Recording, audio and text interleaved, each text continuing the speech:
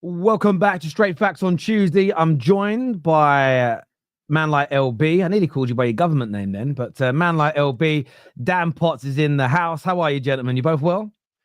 All good, man. All good. Always good, man. Big up to you two, innit? Big up to the chat as well, innit? You know what I mean? We're speaking Only when today, all of us have dropped points at the weekend, then it's just typical now, isn't it? It's like, we dropped points again. Let's move on. You know? I feel like Man United gained points. You know, we were predicted to lose and we played well, and we'll delve into all of that. We will be talking about Man United's new, magnificent, beautiful-looking stadium. But that, I'm surprised you're not sponsored by Go Outdoors today. I mean, no, we're being sponsored by Camping in General, local firm in Manchester. So yeah, we're talking about that plus the interview. Is it PR or is it progress? We're going to get the boys' opinion. I've already had an hour-long debate with Goldbridge about it today. I'll be sharing mine on the Football Terrace. We're going to be taking a look ahead of tonight's big Champions League game, Liverpool PSG. Plus, are the world being a little bit disrespectful to Liverpool and their title winning campaign, in my opinion, as well? Plus, we're talking Arsenal. Have they reached their peak and past it? What is Berta going to bring? Saka's set for a return very, very soon as well. So we're going to be getting the boys' opinions and yours on that as well. If you haven't done it so far, get the like button hit. Make sure you are subscribing. Everyone, by the way, we've got a little goal on Superchats today because I know this show generates a fair number. If we hit the 20 that you can see in the goal markership, everybody that super chats, we will give you 12 months free membership. And I know a lot of our super chatters already pay for membership, but you'll get it 12 months for free. Just a little thank you from us for all the brilliant donations and support you give the Football Terrace as well. Don't feel obliged to, but if you're going to super chat anyway and we hit that goal, some free memberships for you as well. But I thought we'd start with Man United. And first question. What do you guys make of the 100,000 seater new? Go first after that comment now, man. I can't go first now. Go on, bro. Yeah, guys, make sure you're using code Terrace for 10% off all tents at your local camping stores. Yeah, man, it's crazy, isn't it? United are so skint that they can't afford bricks and mortar. They've got to use tents. You know what I mean? It's a new stadium. Now, listen, you guys are down bad. When you're using a tent, which is it's unbelievable, really. You know, I can't believe how the mighty have fallen. Do you know what I mean? So yeah, it's crazy. It looks absolutely ridiculous, in my opinion. It looks awful. I don't know what they're doing. I have no idea why they've got a tent. You know what I mean? Instead of like the traditional bricks and other building materials that are available on the market. But listen. Sir Jim's going to do what Sir Jim's going to do. And if he wants to use a tent, then he's got to use a tent. So, first, I think it looks stupid. I think it looks like a circus, a clown show. And it's one of the worst football stadium designs I've ever seen. But, hey, beauty's in the eye of the beholder, man. So, if you like it, you like it. I think it looks stupid, but that's just my opinion, isn't it? What's it? Well, you look, like it or not? I think it looks horrendous, if I'm honest. However, it is a circus at Man United, and they've got a tent, man. So you know it is the way it is. Look, I actually genuinely, all jokes aside, think it is the right thing to do in terms of getting any. So if you can get 100,000 seater stadium, yeah, but do you like it? It's falling down. Well, look, it's a picture at the moment, man, isn't it? Let's be real. If that was Arsenal, if Arsenal said, Dan Potts, this is what we're doing at Arsenal, what would you say? I would be happy with 100,000 seats. That would be as far as it went. Yeah, but right? the design, do you like the design? I don't like the design. No, I don't like the design. No, I don't. But you've got to see it in the flesh, and yeah, the picture looks a bit funny. We can all laugh at it. In terms of here we go. Look at it. I mean, it does look. I've never ever seen anything like it. If I'm honest with you, I can't think of anything that's like that. Where has that even come from, by the way? What the hell is it? I mean, what is that random thing in the sky, man? That's gonna be a place to eat, and they have that in a lot of the big skyscrapers in. Oh, it's in like America. The thing you can look over the wonderful Manchester and take a look. But you agree that Manchester's beautiful, right, LB? So that's a great view, right? Well, you're in Salford, so different city. I mean, I've got to be real. I've got to be real. I just apparently our audio. We've got some problems with our audio. I think all of it's cutting out for everybody. Apparently, is what they're saying in the chat. So what's happening? The audio's fine, bro. I can hear you fine, isn't it? Yeah, it's one guy. That guy's name is Ferry Tours. He's probably he's not there, so they're mucking around. Okay, probably a troll. Yeah. Okay, cool. I'm glad they can. I'm glad they can hear us. Look, it does look a little bit silly. I get where LB is coming from. However, I'll say this: I think it's the right thing now. The song Old Trafford is falling down in signs that you might need to move and try and look to upgrade stuff. Now, I didn't see the whole of the Jim Ratcliffe and Gary Neville thing, but from what I hear, it was quite an honest conversation about the future of the club and also about where the club have been at and how close they are to potentially going bust and all this. It's actually scary when you look at the size of the club, Manchester United. I never thought those words would ever potentially come out of the mouth of them. So apparently there is problems. It is YouTube from what people are saying. Some people are saying that there's issues with all of our audio, but we'll see. We'll keep going. Yeah, if it's all of us, just refresh. I'll just say it now. There's nothing we can do about it if it's YouTube. So we just need to crack on. You guys need to refresh, maybe shut your apps, reopen it. But there's nothing we can do because there's no audio problems our end because it's coming from all three of us and we're not using the same mixer. Sorry, back to you, Potsu. Yeah, no problem. I can hear everybody, so hopefully you can hear us. Look, I think it is the absolute right decision, and as much as we're laughing about it, I understand, and I think you understand why me and LB are laughing at it. Everybody has been, right? But it's the right thing for you guys to do. Manchester United really are starting again, boys. I mean, that is literally them starting again. Want a new stadium? We're going to have to get a new structure in. We've now got a new manager. Now they just need to get the new players in the next transfer windows. And we were saying on the show last night, we truly believe that Manchester United, not just are in a mess, so this could take like years, not windows. Do you know what I mean? When people say now, how many windows do you think? People don't say 3 or 4. They say 3 or 4 years, not 3 or 4 windows. Now, as much as I believe 3 or 4 windows could look very, very different depending on where you spend that money, there's definitely problems there, Tel. If he's having conversations about how close you are to going bust and Gary Neville scratching his head about why you're doing this, that, and the third, Man United really are in a mess, bruv. And I think we all know that they are, but it's like evidence to just show that, wow. But what do you think about this move? And what do you think of the design? Let's just be real. What do you think? This is the thing. I sometimes wish that I was making content back in sort of 1999, 2000, because when the Millennium Dome was revealed, I kind of liked that look. I was worried about the new design of the stadium being purely just like every other stadium design, a bit of a toilet bowl, a bit of a fish bowl, sort of no personality to it. It's not going to be to everybody's liking. Personally, with all due respect, I don't care what any rival fan thinks. It's not your stadium. It's like me judging your football kits. Yeah. So what? I think every City kit looks shit in blue. Do you know what I mean? But no City fan cares about that opinion of mine, because I ain't got to wear it. I quite like it. I mean, the one thing I like, again, it's only a concept view, is what it's going to look like at night, because the 3 tridents will glow. It's kind of from the right angles, it's going to be like a part of our badge as an example. There's some really cool parts to it. But for me, you're never going to please everybody with the design. We could have done like a supercharged version of this current Old Trafford, and some people would say, no, we should go down a new avenue. We could have done the toilet bowl, and some people said, no, it's like everybody else's. So I'm not really that concerned about people's opinion, whether they like it or not, because it's subjective.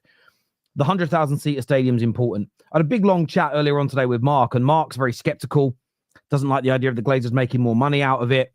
A lot of Man United fans sit in that boat. Many think it's PR and that it's never going to happen. There's a lot of questions about how do we fund it? Will it mean we'll have less money to spend on players? And I think that all of those questions are valid. I think the concerns and worries Man United fans have about this hold water because of how we've been run for the last 20 years. But I do also think I'm at a point of acceptance. Doesn't mean I'm in agreement. Doesn't mean I'm going to be on their side. But the Man United fans are not prepared to do what's necessary to get rid of the Glazers. They are not prepared to pull the money and crash the value of the club. Rightly or wrongly, Man United fans won't do it in enough numbers. So they're here. We're stuck with them. The worst thing we can do is not innovate, not rejuvenate the stadium, not look to grow with the modern day times. We can't just stick to where we're at. We will go backwards faster than we currently are if we just stand still, because everybody else is improving and moving forward. So I do think it's the right move for us. Inevitably, it means when the sale of the club happens at some point in the future, and I think it will at some stage, the Glazers will make more money.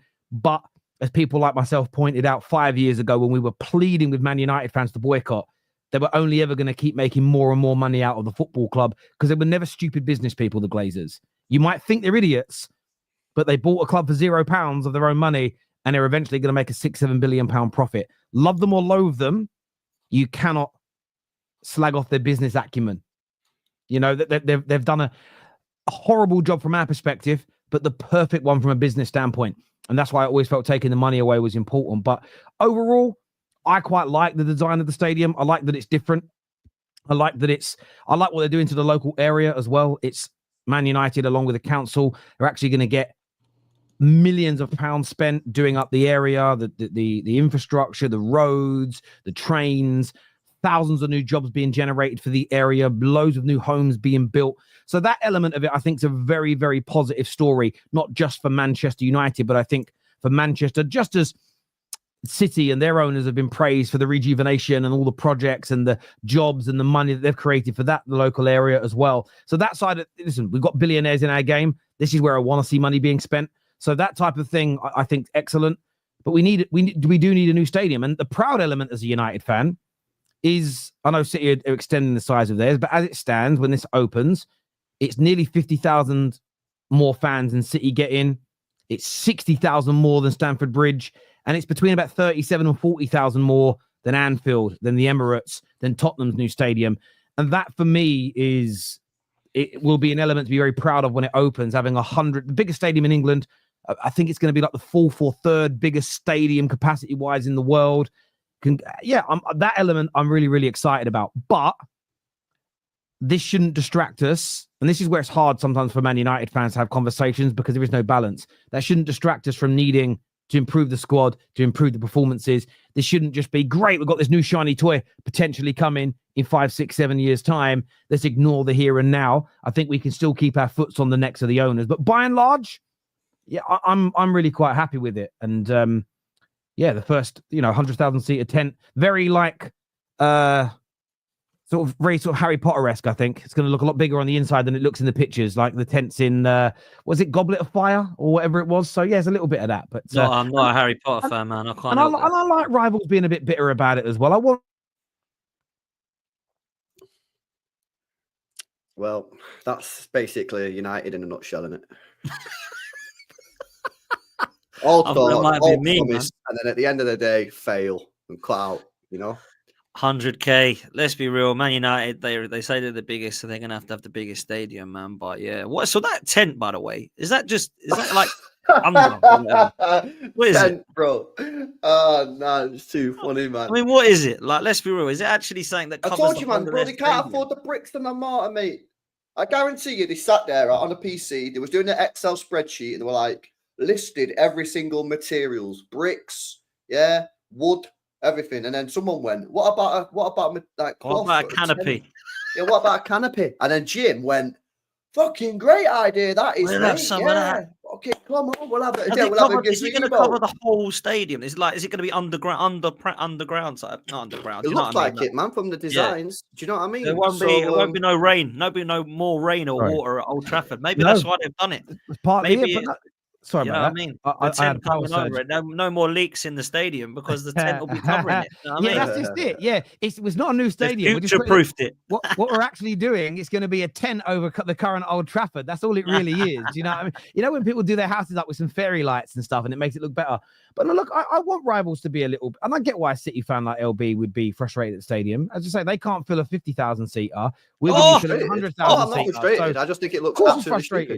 No, Terry went there. 100,000 seats, and they can't fill a 50,000 seater. So of course they're angry. And it's going to be full with tourists. That's what it's going to be. Hang on a minute. And your stadium doesn't have tourists in it nowadays. Come on, my friend. All Premier League clubs have tourism. You're full of tourists. Don't think that this is going to be benefiting the local fans who go to Manchester United Stadium and season ticket holders. This is going to be a negative. They're going to get charged more money.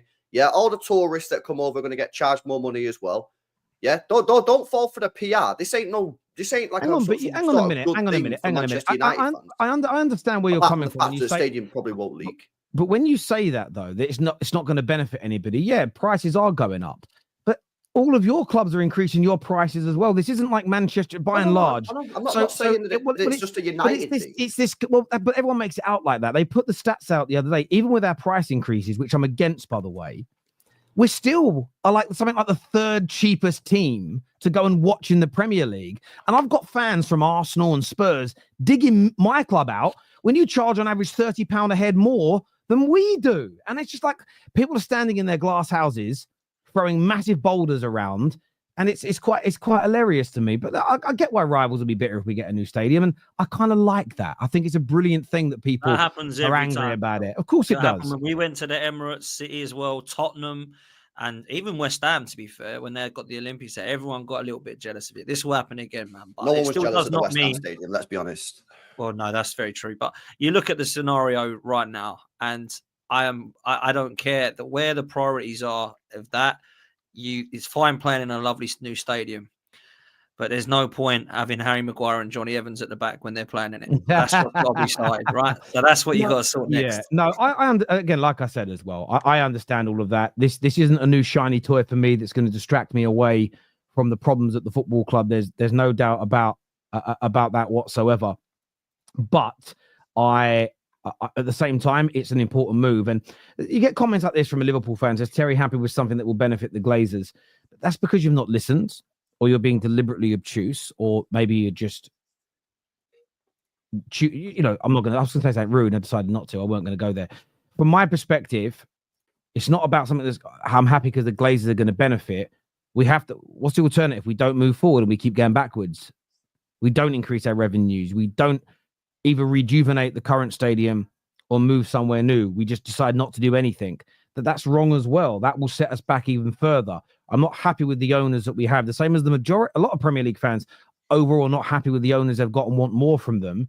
But what would be a worse decision, in my opinion, LFC, Monster, would be sitting back and doing nothing and deteriorating further. At the same time, rivals like you laugh at us when the Glazers have let our current stadium rot. And then you laugh at us when they say they're going to give us a new stadium. It means we can't win. And that's why that's why I nearly said something rude. And then I decided to not be drawn out by it and keep myself nice and calm. Because whatever my club does, and that's what I mean by I'm glad to see the bitterness. Whatever the design looked like, most rivals would laugh. Whether we do a new stadium or rejuvenate, we'll get slagged off as fans. If we didn't rejuvenate, you wouldn't say, "Oh, fucking hell, do you know what, Terry? It's brilliant they're not rejuvenating. It means the Glazers won't benefit more." You'd say, "Look how bad they're treating your club." We are all of your biggest rivals, and whatever we do, you man will find negative with it. If we didn't have the Glazers and we sold the Qataris and this was happening, it would be, "Your new stadium is being built by blood money. Oh, your new stadium is being built by this." Whatever we do, if Elon Musk did it, you'd be talking about his involvement with Trump. If it was Amazon that bought us, it would be, "Oh, look how they treat their staff."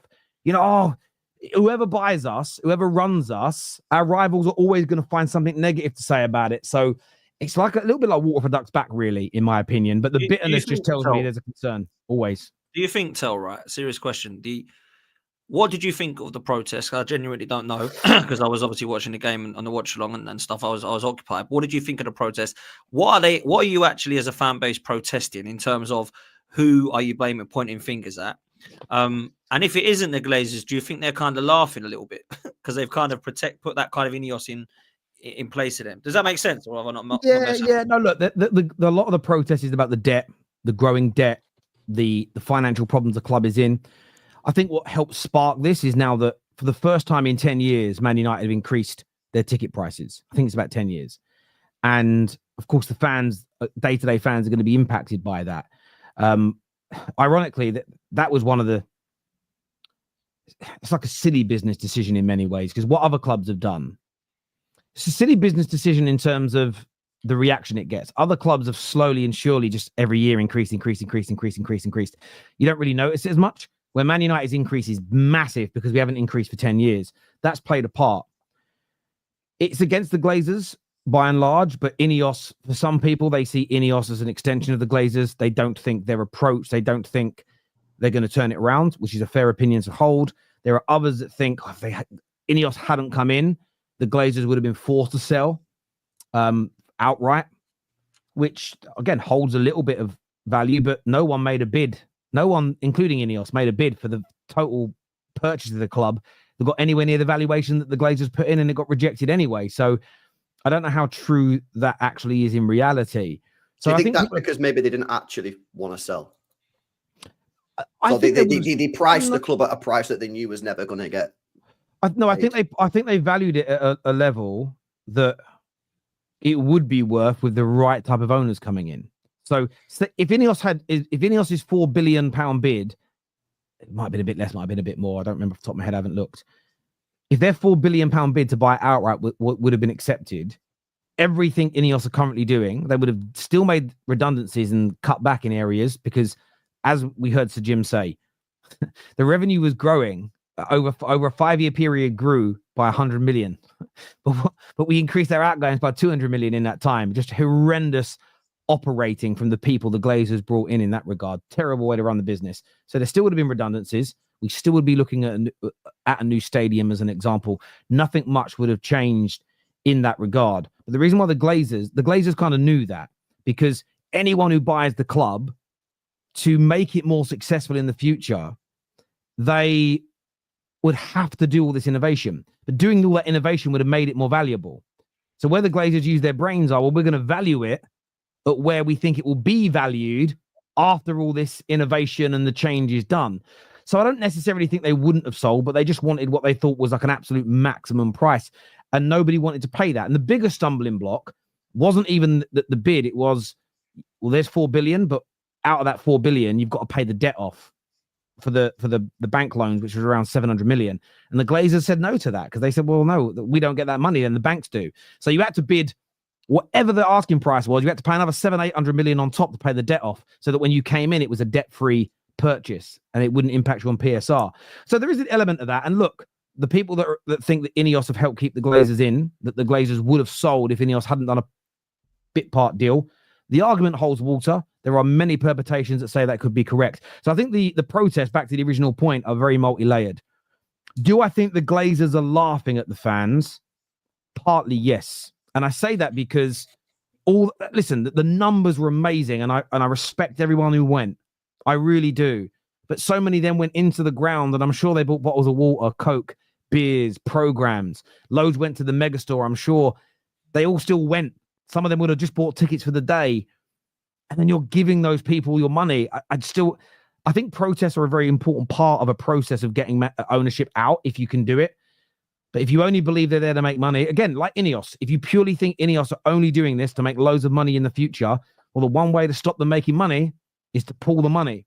But that means personal sacrifice. And rightly or wrongly, most Man United fans are not willing to not buy the new kit, to tell their children no for all the merchandise, to give up their season tickets of 1 year, 5 year, 10 year, 50 year. And I understand why people are not willing to do it. I'm not saying they're wrong. I'm not attacking them. But I just think the process will have very little impact on getting fans what they want, personally. And that's not a dig. I just think it's the reality of the situation for me.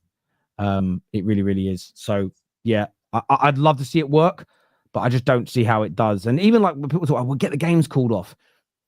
Goldbridge made a really interesting point about that I didn't think about until today. He went, yeah, that's great, like encouraging people to do that. But do you know how many people got arrested and got criminal records because of the last time they got the game shut off? On a real level, we can't be asking people to go out there and break the law, because at the end of the day, they're going to end up with criminal records. People are going to lose jobs. People are going to end up in trouble. So what do fans do then? What do fans do? In my honest opinion, the only way to get rid of the Glazers and Ineos, if you want them out as well, is to crash the value of the football club, and that's by pulling the money, which means stop. So how do you do that? I think you could do it in a step change. I don't think you have to do it all day one. What I would suggest, and first of all, you need a conversation with some really influential people, far more influential than me and the Man United fan base. I think you need to have a conversation and put a bit of a manifesto together. The first element might be, right, we are going to tell the club, we're going to give them a step change plan. So the first thing we're doing and we're advocating is no one buy the new kit this summer. That's going to get Adidas and the shirt sponsor a little bit nervous knocking on the door. Okay, but that's not going to happen. Okay, well then there's nothing else I can do. My point is. So my thing is, because I agree with what you're saying, right? My point is though, I think the only way to sort of impact it and force change is to do stuff like get the games called off. The problem you've got is you can't do that because it's illegal and they'll get criminal records. No, I agree. I agree. The thing is about the tickets, yeah, people say, oh, just don't go to the games. So I'm telling you, man, that ain't gonna work because if you don't go to the game, someone else is gonna buy the ticket, and they're gonna go to the game. See, where I slightly disagree with that, Of course, some people still will. I think there's a lot of Man United fans from Manchester, from around the UK, from around the world that would all buy in if there were. And again, but it's a little bit like chicken and the egg. People are going to have to sacrifice to see whether the theory plays through. You're going to get tourists, and I don't mean tourist Man United fans. You're going to get a tourist who's on holiday in England that goes, I'm going to a Man United game. You're probably not going to stop that.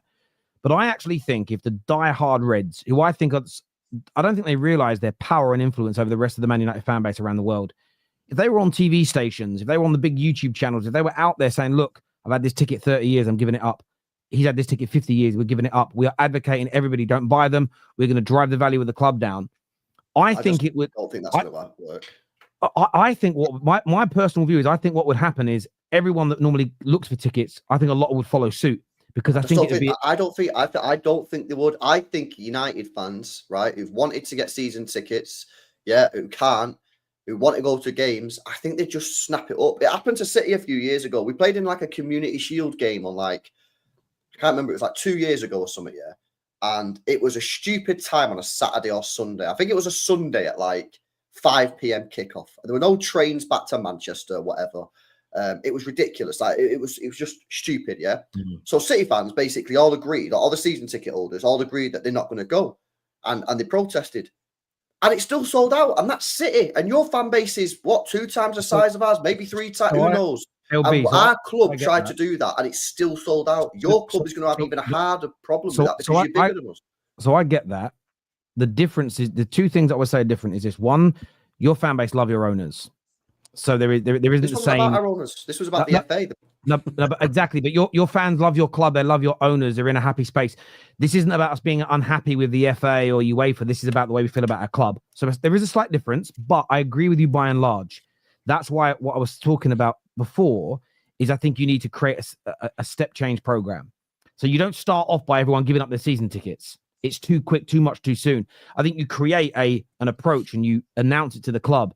It's going to be a shirt boycott followed by we're going to go online and literally thousands of us are going to trash and give 1-star ratings to all of the sponsors. This is an example off the top of my head. The next thing we're going to do is start canceling subscriptions and Sky and The next thing we would do is no one's going to buy anything at the ground because that would still cost them millions per match day, in terms of no burgers, no drinks, no nothing. We'll bring it with us. I think you can, and if you could show them early, that Belling, look, the kit sales are down. And by the way, Man United, even without fans boycotting, before we signed Cristiano Ronaldo all those years ago, 4 years ago, we were getting a bollocking off Adidas because we were so behind on our quota of match sales. We went and got Ronaldo, and then that weekend after we signed him, we sold more shirts around the world with Ronaldo's name on that weekend than we'd sold in totality over the last 2 seasons to everybody else. The point I'm making is part of that Ronaldo signing was because Adidas were putting pressure on us. So imagine if suddenly half the Man United fans, just half, go, we ain't buying kits anymore. It's going to have an impact. You start doing these things, I think you can erode that. What you might be able to create is fans going, no, we're starting to see some change here. We're starting to see some movement. They may then be less likely to snap up a spare ticket in the future. That's the only way that I think you can force the owners out. But where I agree with you is I'm still like you. I'm not convinced enough people would do it. So that's where I'm at. So this is why I get frustrated at Man United fans when they're like, well, why are you just accepting that the Glazers are here?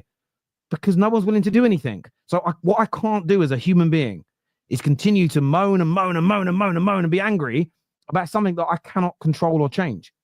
Because that's just a pointless waste of oxygen.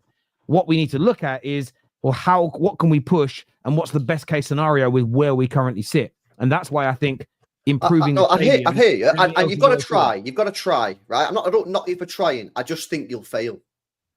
But it has failed. But it is. And look, people say things like this here, Terry, the king of Mr. Know-It-All. But I'm not saying I know it all. I'm not saying it guaranteed would get them out.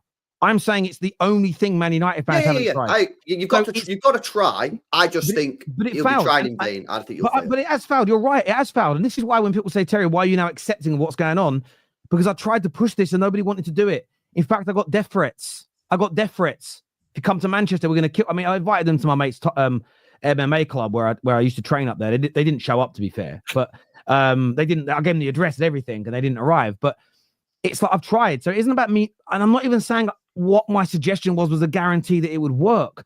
I'm just stating that I don't think there is any way of, barring that, of getting them out. Why? Because we've protested for 20 years. They're still here. So I'm not saying protests are wrong. It's a great show of numbers and it shows you care. And I think the message is right. But it isn't going to make the Glazers sell. It just isn't going to do that. I mean, how often have you seen a protest? Forget football. Think of all the protests in the last 20, 25, 30 years in the UK. How many have then led to actual change? Think about it. 1 million people marched to stop the Iraq war happening. They still went and did the illegal war. 1 million people. And I know that's away from football, but these powerful people, they don't really care in the cold, hard light of day about protests and complaint. They care about tangible action. I agree with you, boys. No one's going to do too much. And you can say I'm trying to be Mr. Know-it-all. I'm not. I think I'm speaking the reality of the situation. The only way to make someone who cares about money change their actions is by taking their money away. The problem is, I agree with LB, not enough people will do it. So the protests, they're all well and good. I support them happening, but I don't think they're going to change a single thing at the club, unfortunately. The only thing that would work is the thing that they banned, which is the getting games stopped. And people can't do that because they've got jobs.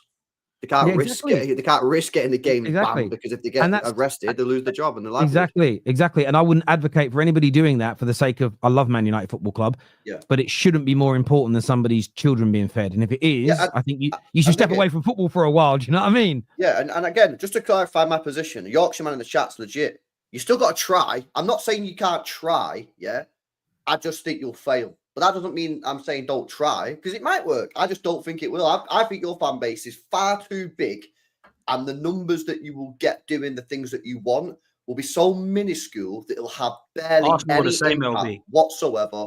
And by the way, say you impact them £1 million, which I still think is not going to happen. They'll just announce a deal. Just announce a sponsorship deal, £1 million. Honestly, they'll probably do it on purpose. No, I don't disagree. It's why when people say, what's the solution? I still think that there is what the solution is, which is take the money away. But what's the likelihood of that happening? It's very, very low. So then where I disagree with the auctionman here is when you say, well, that doesn't mean don't try. I also think sitting in the ocean like King Canute, demanding the tide not coming in, is a waste of your time. Maybe what we're better off doing is spending our time pushing for better decisions to be made. And sometimes you do that by not being as harsh, as an example. So I'm not saying don't put pressure upon the owners' necks, but at the same time, how we do things, how we go about building relationships with Ineos, as an example, I think is far more important. So, you saw the suggestion that Gary Neville gave yesterday about maybe doing some kind of charity dinner to raise money for that charity. And I do think it's shocking on the outside looking in that nobody thought of that in the committee to do something like that. At the same time, the fact that they left that part in the interview, I also like that, because I think it shows they're not trying to make themselves out to look perfect, because none of our owners are. And all of our owners have done, or people running our clubs have done horrific things in our lifetime.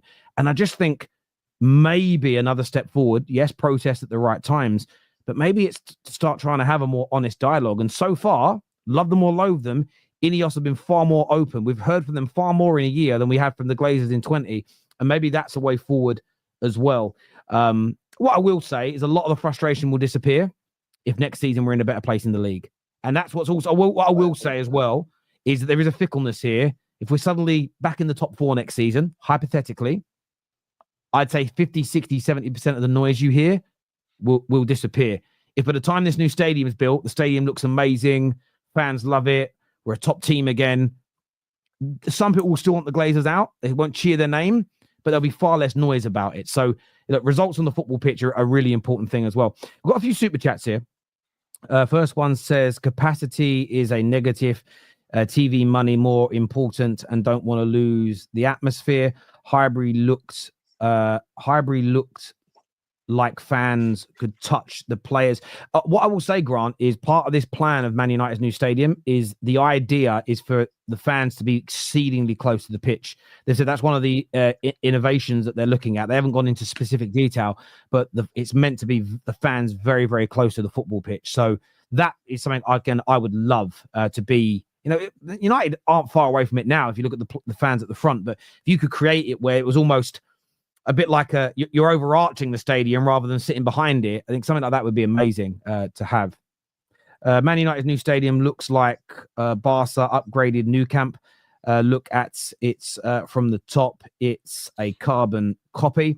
You'll probably find that the shape of the stadium is probably not going to be overly innovative. The tent structure outside is the kind of difference, because I suppose there is you can't have the shape of a stadium is either going to be round or it's going to be square in it. Like there's not too many ways you can make a stadium, I suppose. But I'm not an architect. So you couldn't make it a triangle, because then you're not going to have four sides. I wouldn't have thought.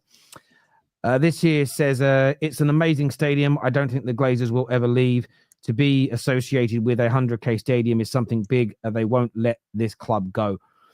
That also they shouldn't. That's a massive thing that Goldbridge said on my debate with him, and I don't overly disagree. My view is until somebody pays them their asking price, they won't sell. But if they're offered enough money, they will sell. It's as simple as that. So, but goes back to my point: are they pricing the club at a price that no one's going to pay? Potentially, they might be. If, I'm not being funny yet, but if the Qataris are saying that, like, nah, it's overpriced, it must be. Nah, we know they've got fucking cash. You know what I mean? I hear you on that. I hear you, and it does hold water. I'm not saying they're definitely going to sell. I'm saying that I think they'll only ever sell if someone gives them the money they want, and that might be more than people value it.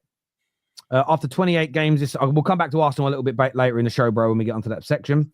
PSR saved you from becoming the next Barca. Well, that's exactly what PSR's for, though, isn't it? It works. Be wary. Hicks and Gillette pulled this stunt. Yeah, look, again, if they put it out there now that they're going to start doing it and it's going to be built, so there's something for us to hang our hat on. And there's something for us to really put pressure on them for, because they're being, so Jim in his interview has said he's backing Amorim this summer. If they don't end up backing him, then again, you can call them out on things that they've said that are not true. It's one of the biggest issues I have with the Glazers. I'm not believing everything they're saying, but what I am doing is it gives us something to go on. So when the Glazers haven't said a word for 20 years, it's kind of hard to hold them to account. Arsenal fans had the whole, we're moving to the Emirates to compete financially with the big boys. They had something that they could use to go, well, why aren't we there yet? We need the communication. I like the honesty, because what it gives us, Stephen, is the ability to go, well, you promised us X, it hasn't happened. You said Y would be done, it hasn't happened.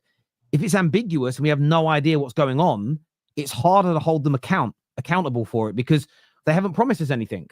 We've all been in relationships. I'll be home at 10. They get home at 12:30. There's a problem. If you just say I'm going out and you don't give a return time, your missus can't be angry when you're late. Do you know what I mean? We all three of us try to avoid giving a return time, don't we? All of us, because that way you don't get in trouble.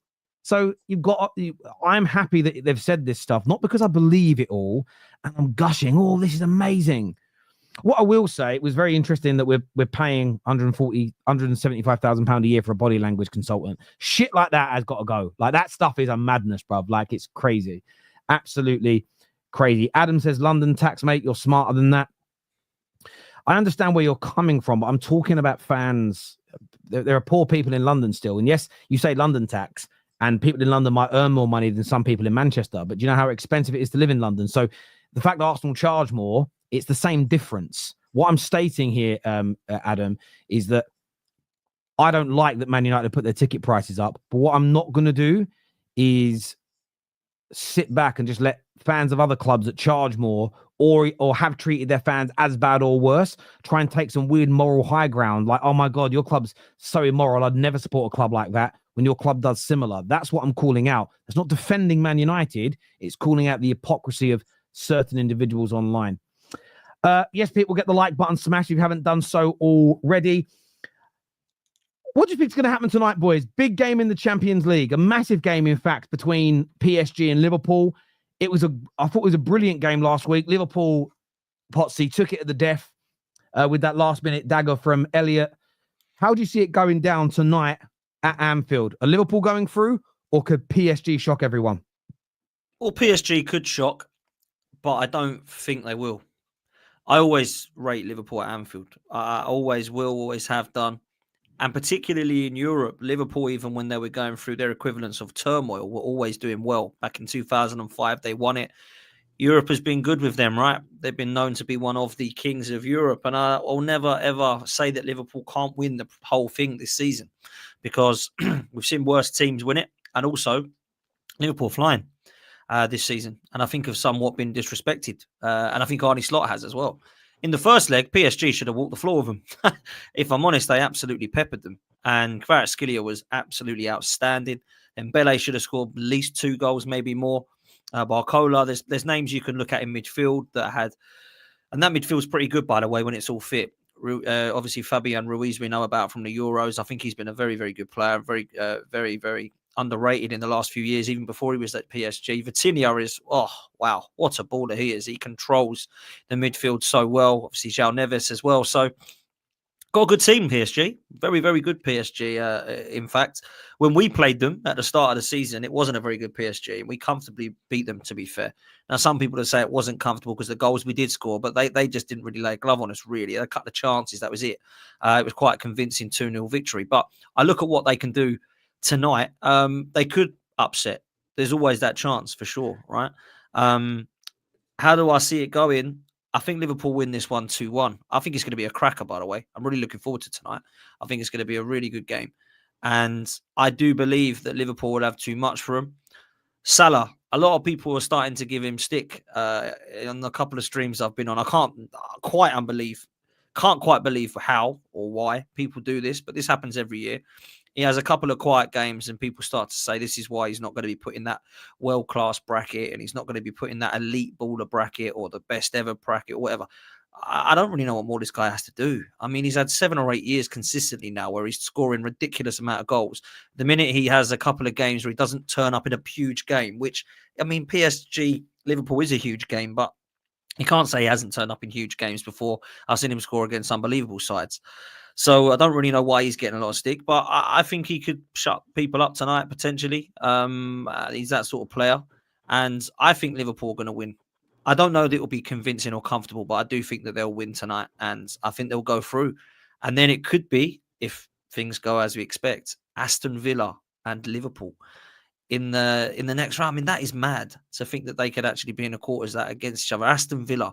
Fine. I mean, they've not really pulled out the best of draws, sides of the draw, bless them, Aston Villa. But fair play to them for even getting potentially into that. I think they'll beat Club Brugge. So there we go. I think that will be the next tie. In my opinion, that's the prediction I've got is Liverpool versus Villa. I'm going to go 2-1 tonight, man. But I don't know what you boys think. Yeah, well, again, to answer the question, PSG absolutely can win because they battered Liverpool in the first game. But I really just think they lack a striker, like someone who can actually put that ball in the back of the net, man. I think if they had that, they probably would have battered Liverpool, to be honest with you. So I don't know, man. Obviously, yeah, they could do, but it's at Anfield. Liverpool have the lead going into it. I just think Liverpool will get the job done somehow. So yeah, I probably back Liverpool going into this, to be honest with you. But again, like Potsy, I'm looking forward to it. And yeah, and then obviously Villa will probably go through. And yeah, that'd be crazy, man, because then Villa would have a good chance. Villa would have a good chance to get into a semi-final, which is crazy. I don't know how. You think they can beat Liverpool over 2 legs? It'll be. Of course they can. Of course they could beat them over 2 legs. Will they? Don't know. But like to say that they've not got a chance is ridiculous. You know what I mean? Especially going back to Villa Park. Do you know what I mean? If they can go back to Villa Park in the second leg, because I think Errol was saying that they're at home, Villa in the second leg, yeah, with a decent result, then absolutely they've got a chance. So. Yeah, that'd be wild, that, man, if Villa got to semi-final. But, yeah, I'm looking forward to it, man, because, of course, this is, you obviously got the Carabao Cup final, but the league's wrapped up. They got the Carabao Cup. This is the last thing, really, other than the Cup, that they've got a full send, because the league is obviously wrapped up now. So, yeah, it'll be interesting to see how Liverpool do, man. I just think they'll get through, mate. I just think, not a lot of teams will go to Anfield in the second leg of a game and turn around the result. I'd actually be interested to know how many teams have done that. How many teams in Europe have lost the first game at home and then gone to Anfield and then overturned the deficit? Atletico do it in lockdown? Did Yes, they lose they the did. first? I think they Simone. might have lost the first leg, and then they went and won there. It'll be rare. It'll have been rare to have happened to Liverpool because they're such a powerhouse. I agree with what you said, though, LB. They can do it. I think if PSG score in the first 15 minutes, I think they go through. Because what they need is for Liverpool to open up and be attacking and leave space in behind, because Liverpool will need to try and score a goal. I think the longer the game goes on, I think it will follow the same pattern as last time. I think Liverpool will become a lot deeper. And it'll be interesting to see whether, from a tactical standpoint, I think they did address things in the second half, but what they did, I think what Liverpool underestimated in the first half against PSG is they packed the mid-central areas and they left Barcola, Kvaratskhelia, Dembele a lot of room on the flanks. And then what they did is they kept on rotating their positions, so it was hard for people to know who to pick up. In the second half, they kind of went into a bit more of they ended up with like a back five at times when they were sitting back. That way they cancelled out the width and they kept the middle packed as an example, and they just tried to counter. So it's going to be intriguing to see Liverpool's approach, and that will work. They could probably go into that formation again out of possession and nullify PSG. It's at Anfield, the crowd will be up. But if PSG could score early, and if one of those long-range efforts curls into the top corner early, Liverpool, are they then going to go to sitting with four at the back, leave more space out on the wings? The wingers for PSG, I think all of them are just phenomenal. And they've got it on the bench. They're just skillful, pacey, deadly. So, yeah, I want Liverpool to go out. I'm not going to sit here and beat about the bush. I was going to ask that question. Do you guys want all three of the English teams out? Yeah. I don't. Even Villa? I don't have no hatred for Villa, but like, I remember going to Germany, right? Going watching Bayern Munich, City versus Bayern Munich in the Champions League, right? I was in there, half time. They showed us the scores on the TV in the stadium, and we were sat there, and it come up on the stadium. Schalke were beating Chelsea, right? And all the Bayern fans next to us turned at us and going, "Way!" And I was like, what? Like, bro, what are you doing this for? Like, I care about Chelsea. I don't care about Chelsea. I'll probably cheer with you, mate, to be honest with you. So that I don't really have that. Yeah, I'd rather Real Madrid win it. Yeah, when Real Madrid win it, it's sort of just like, they won another one. Who cares? Yeah. I wouldn't mind a team that's never. I want a team to win it that's never won it before. Now, Arsenal are the bottom of my priority on that. Yeah, go on. Cheers, Tel. You're bottom of priority. I'd rather PSG or Ati or someone like that win it, Atleti, because I'm very sort of like, who I want to win tournaments is always based on my own club. So one of the reasons that I want City ever winning another one is that they have two, the one behind us. Chelsea, if they win another one, they've got three the same. Liverpool can pull further away. Even with Villa, the only caveat for Villa doing it is I hope they do it and Rashford plays well, because then we'll get some nice big money for him. Do you know what I'm saying? I'm on that. The same as the Conference League. I want Real Betis to win it, and I want Anthony to ball out so we get more money for him. But it's always about my club. But no, I don't really support the English teams. Least of all Liverpool. One, they're my biggest rival. Two, they've already got 6 of these bad boys. I don't want them getting number 7. And it's a case of, or have they already got 7? They've got 6 or 7. I want to say 6. I could be wrong. That's 6 they've got. It's 6 they've got. So for me, I don't want them getting their 7th. Absolutely no way, shape, or form. So I hope PSG do it tonight. But it's going to be a great game. Well, I've just asked Rock here what the outcome. I said, and it says, based on the available data, there are 0 confirmed instances where a team lost the first leg at home to Liverpool and then won at Anfield to overturn the aggregate result. Wow. So it's never happened. People say Atalanta, but Atalanta, that's not true. That's not true. Was that the Champions League last season or the Europa League? Yeah, that was that was Europa League. But the first game, Atalanta beat Liverpool at home, and then Liverpool beat Atalanta away. But that's not the same thing as what's happened in this PSG game. Yeah, I don't know. People saying Atletico Madrid. Maybe that's what I use. That's the only thing I use AI. Now, so you're looking here. Oh no, it can't be. No, it has happened. Liverpool beat Ati 3-2 hang on, maybe I've got the wrong years here. I need to get the years right. So that's an October game. Sorry, who scores? Give me the wrong data here. Sorry. But you're probably right. Like the AI is pretty good at doing that. I'm just trying to find the first leg. I think did Atleti draw, not lose the first? Yeah, they might have drawn the first game. Yeah. You could be right. Yes, in the 1920 game, they won 3-2 on the night. What was the? What are you looking at here? Atletico Madrid, 2020. Yeah, I'm just getting. So the first match, Atletico Madrid won, but then they won in the second leg as well. Yeah, they beat them up. They didn't lose the first one. Yeah, that's it. So that's not the same as PSG because they won. No, you're absolutely spot on. Absolutely spot on. Yeah, I'm just trying to check. Yeah, they won the first one. Yeah, so yeah, it's never happened.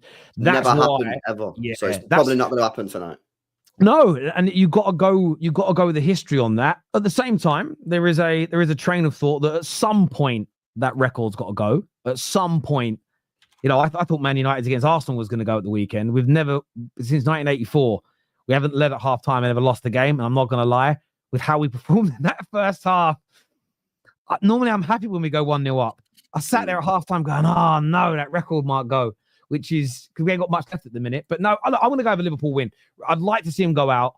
I'd like to see PSG do it. But I just think Liverpool, I'm actually going to go with 2-1 on the night, 3-1 on aggregate to Liverpool, personally. Yeah, I'll probably just go like 1-1. I think they'll win 2-1 tonight, Liverpool, and that'll be them through.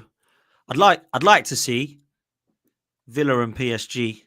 That would be quite good, wouldn't it? That would be good. Yeah, I don't think Villa will beat Liverpool. No, I think Liverpool-Villa would be class, man. I think that'd be such a good tie. Yeah, it would be, but I feel like Villa have got more of a chance against PSG. If you could get past either of the Madrid teams, it's a big if, right? And I want to make sure I iterate that loudly for all the trolls in the back. If Arsenal could get to the semi-final, who would you prefer, Potsy? Villa, PSG, or Liverpool? Which of the three would you fancy your chances against the most? People might laugh at this. Well, first of all, I don't think we're going to get through either of the Madrid sides. But if we did, I'd want PSG. I don't want Emery again. And I don't want Liverpool. So I can't have Emery beating us to get to, if we're in the semi-final against them and we lose. Imagine that. I want PSG. We've already beaten them, and they have a little bit.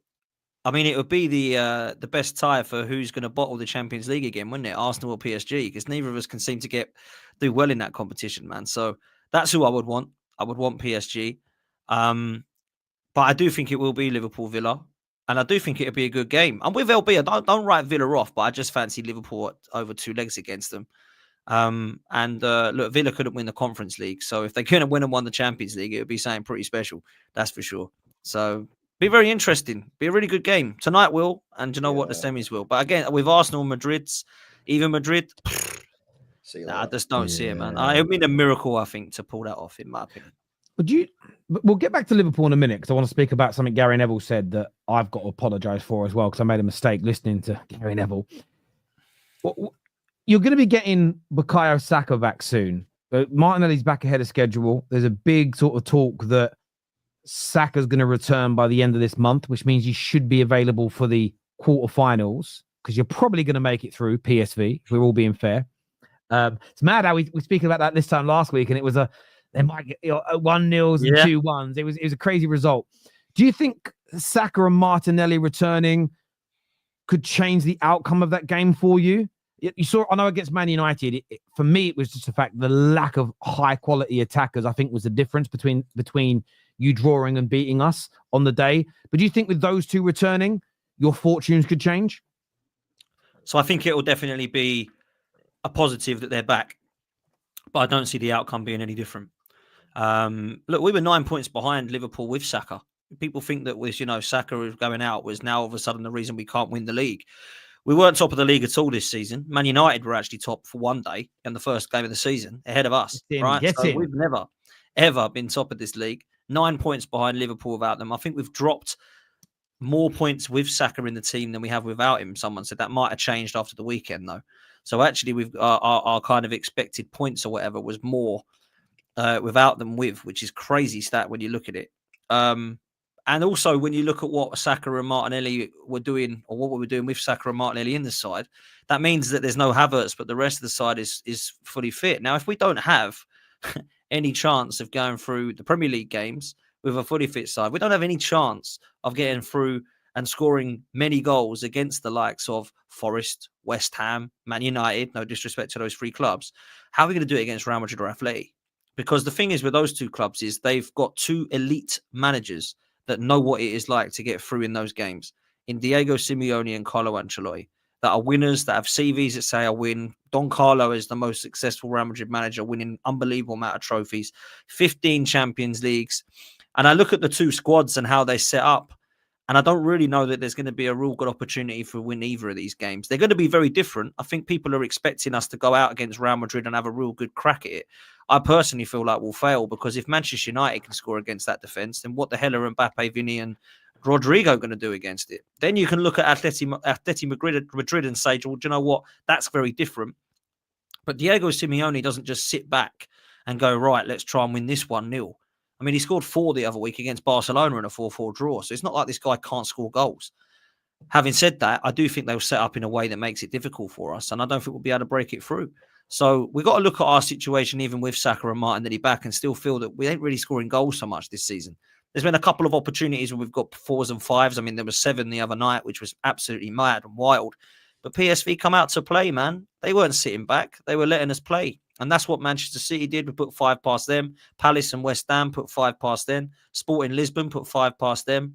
If Real Madrid come out to play, a lot of people are expecting us to put goals past them. But we know their quality, and it shines through. It's very different to playing the Premier League sides that we've got. So, yeah, I never want to face Real Madrid in Europe, man, ever. I never want to. I speak to Liverpool fans, and they're like, give me anybody but them. I don't care who it is. Give me Man City, give me Arsenal, give me Barcelona, Bayern. I do not want Real Madrid. So Real Madrid are a weird enigma right now. And I mean that in the sense of I've seen better Real Madrids in my lifetime. You know, I've seen better teams than this. And I'm talking about controlling the ball and dominating games. When they won it against Liverpool 3 years ago, every single round of the knockout stage, I felt over the course of those 2 legs, PSG, Chelsea, City, and Liverpool in the final created better chances, should have knocked them out, and they didn't do it. And they've done that a couple of times. This Real Madrid team is and I mean this in the most positive way possible, it's fucking weird, bruv. They can be out of a game for 90 minutes, and you've experienced this on a good few occasions, LB.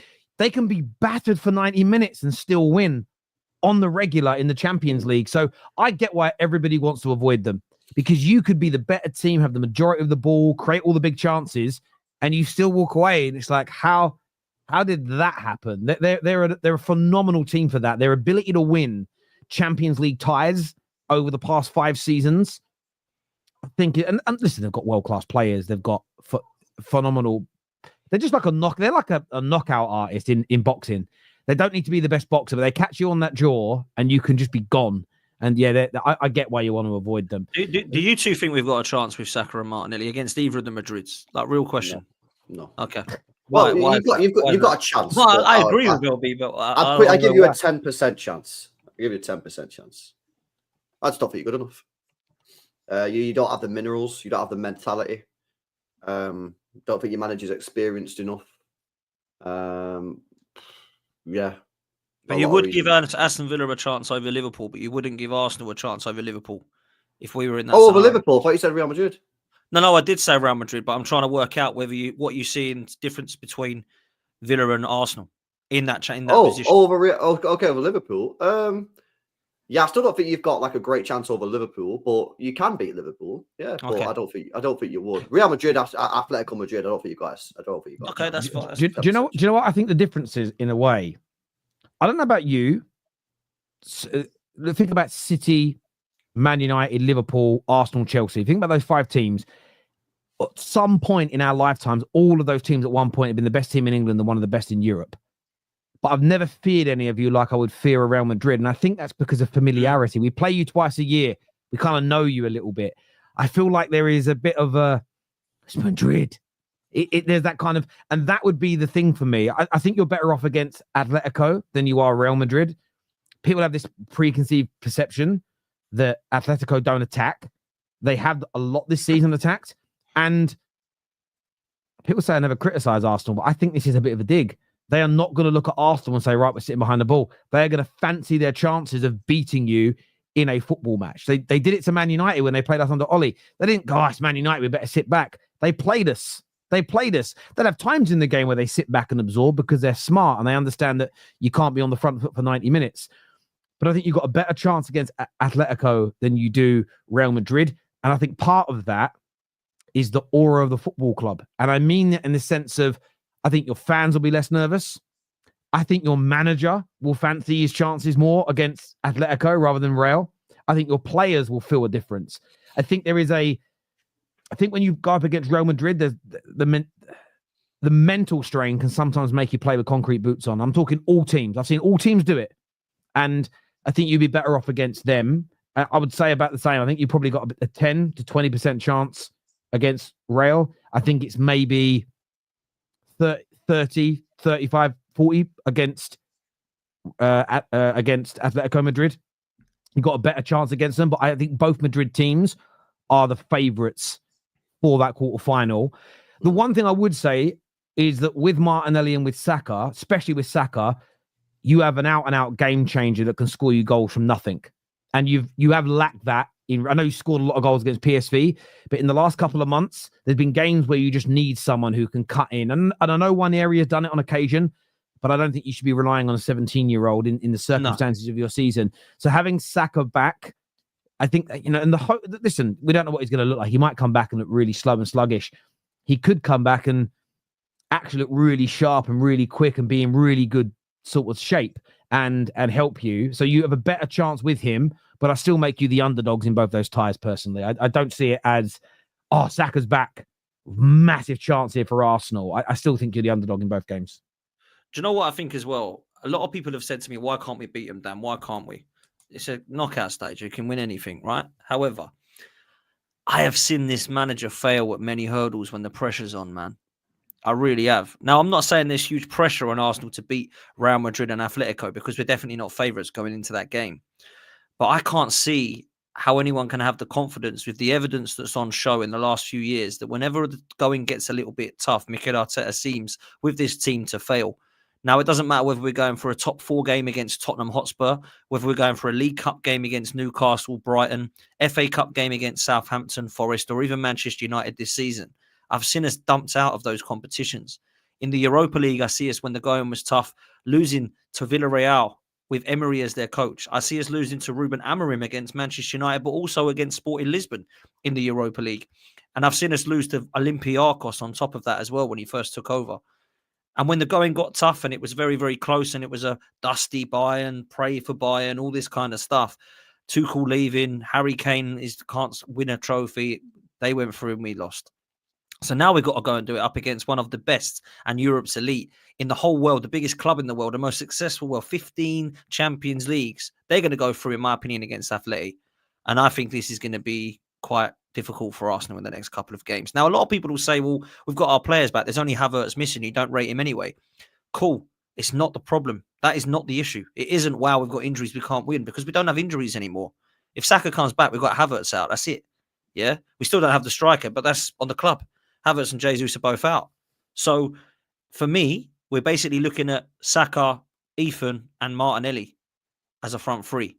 So I think personally, people that are saying we haven't got any player, we haven't got any chance because we can't beat them because we haven't got any players, are talking rubbish. Because really, there's only a striker that's missing, and they'll have to play Martinelli through the middle and Saka and Ethan wide or something like that.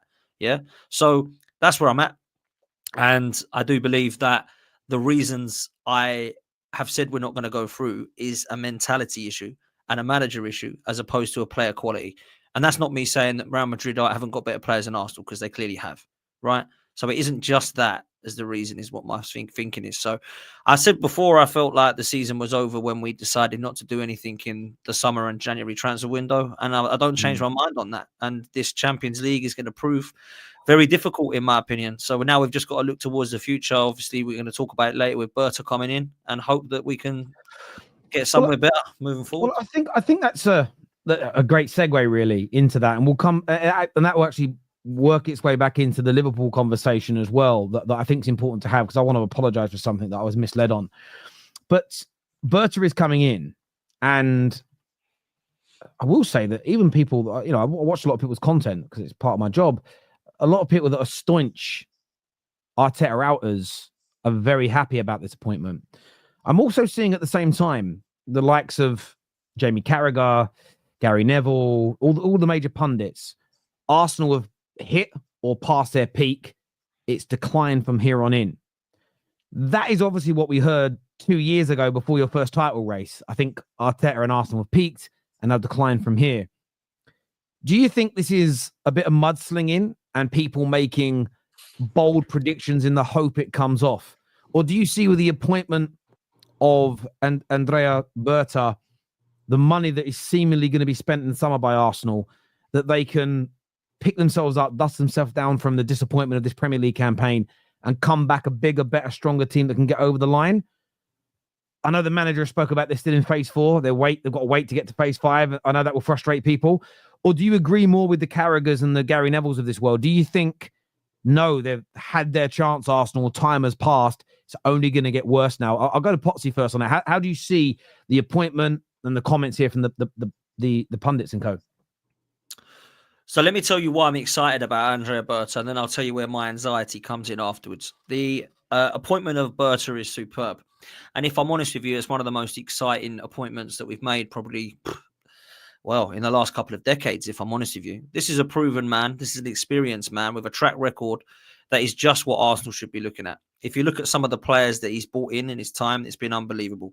We went through, I think, a list of them on the last show, and that clearly shows you why I'm excited and why I should be excited. That's the evidence that backs up the people that are saying this guy knows what he's doing, because some of the players he's brought in have been fantastic. They've been very shrewd signings, like the ones of Luis Suarez or Antoine Griezmann or potentially David Villa, those kind of signings that have been plucked from the likes of Barcelona. But there's also been unbelievable signings like the ones of Rodri at Villarreal for 20 million euros. So there's definitely a track record of why this guy should be brought into the club, and we should be excited about it. Now, he's had run-ins with Diego Simeone, no doubt. Didn't have fallings out with him in terms of get me out, I'm done. But there were certainly rumours that there's been some falling outs. But it was kind of a love-hate relationship because they clearly rated each other. And they've clearly very, very successful together. This is where my anxiety comes in, Terry. Because I don't know what that relationship's going to look like with Mikel Arteta and the board at Arsenal. It's going to be a very, very different person to work alongside than Diego Simeone has been Mikel Arteta. Now, we know and we hear that there's been a huge, huge, powerful voice given to Mikel Arteta, and Josh has clearly got a powerful voice as well. Now, Edu and Vinay have ended up leaving, and we don't quite know the full of it, so I don't want to put out any rumours out there, but there's strong suggestions that Edu had a bit of a disagreement with Arteta in the transfer window, and he's decided to leave and go and seek a new role over at Nottingham Forest because there was disagreements on potential transfers. That's the rumours or loose rumours that are coming out. I'm not saying they're true, but it does seem a little bit strange that he got put on gardening leave and now he's off to Forest. So if that's going to be the case and Berta's coming in, Mikel Arteta is going to have to listen to this guy. And I hope that the Kroenkes are looking at that appointment as the future, not Mikel Arteta as the future. Doesn't mean that he's going to get sacked. Doesn't mean he's done next year. Nothing like that. But it means if he is to go and if he isn't the guy to take us across the line, at least we've got this appointment in that does know what he's doing. So right now, he is the one who should be making the decisions. Right now, the Kroenkes should be speaking alongside him, not just Mikel Arteta. It's absolutely fine for Arteta to be involved, but it needs to be, do you know what? This now needs to be Andrea Berta making the signings and decisions of where we go alongside Arteta, who needs to listen to him and not say, nope, not for me, nope, not for me. He's had 5 years of having who he wants, hasn't worked, haven't got across the line, haven't won. Now start listening to someone who knows what they're doing as an experience. And that's my concern, issue / unknown anxiety, Terry, is that I don't know that this guy is actually going to be able to be as kind of allowed to be what he wants. Is he going to get the autonomy needed to do his job properly? And I had a very similar reaction when the news came out. I think it's win-win in the sense of you're either going to give him that control and he'll yield his quality and make you better, or it's a win. I said earlier about Ineos, and they've laid down a marker of what they're going to do. You can now hold them accountable. If you bring this guy in and 3 months in, he walks away saying, well, the manager's in control. That's ridiculous. I'm the sporting director. I should be his boss. Then I think it will give you the insight to where you are as a club, and it will give you something to focus on with it being almost a fact, as opposed to a fan theory of what's going on.